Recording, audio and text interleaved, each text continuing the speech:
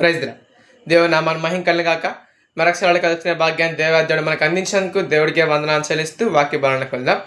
ఈ దినమందు కానీ మనం బయట జరుగుతున్న కార్యాలు కానీ మనం చూసినట్లయితే అనేక మంది ఎవరైనా పెద్దవాళ్ళు తెలుసు అనుకోండి, ఒక మినిస్టర్, ఒక ఎమ్మెల్యేనో వాళ్ళు కానీ మనం బాగా తెలుసున్నట్టయితే మనం ఏం చెప్పుకుంటాం, నేను పలానా వారి తాలూకా, నేను పలానా ఎమ్మెల్యే తాలూకా, లేకపోతే పలానా ఎంపీ తాలూకా నేను చెప్పుకుంటాం. కానీ అప్పుడప్పుడు కొంతమంది ఏం చేస్తుంటారంటే వాళ్ళు ఎవరో కూడా మనకు తెలియదు, కానీ మనం ఏం చేస్తుంటాం, పలానా వాళ్ళ తాలూకా మనం చెప్పుకుంటూ ఉంటాం. కానీ మనం మాత్రం క్రైస్తవులుగా ఆ పని మనం చేయకూడదు. మనం ఏం చేయాలంటే వాళ్ళ మీద వీళ్ళ మీద మనం డిపెండ్ అవ్వకుండా మనం ఎవరి తాలూకా అంటే మనం యేసుక్రీస్తు వారి తాలూకా. హల్లెలూయా. ఇప్పుడు నువ్వు వాళ్ళ తాలూకా అని చెప్పుకుంటే వాళ్ళు వచ్చి నిన్ను కాపాడతారో లేదా, కానీ నువ్వు మాత్రం నేను యేసు ప్రభు వారి తాలూకా అని అందరి మధ్యలో చెప్పుకోగలిగినట్టయితే ఆయన మాత్రం నీ సమస్యలో నిన్ను కాపాడతాడు, నీ సమస్య నుంచి విడుదల కలిగిస్తాడు.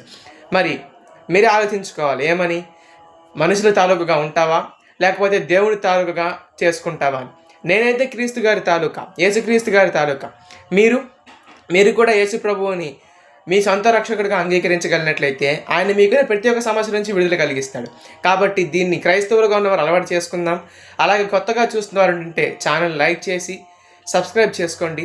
అలాగే తన పక్కన ఉన్న గంట సింబల్ని యాక్టివేట్ చేసుకోవడం ద్వారా నీకు ప్రతి రోజు కూడా అప్లోడ్ చేసే వాక్యం మీకు వస్తుంది. ఈ వాక్యం దేవుడు దీవించి ఆశీర్వదించును గాక. ఆమేన్.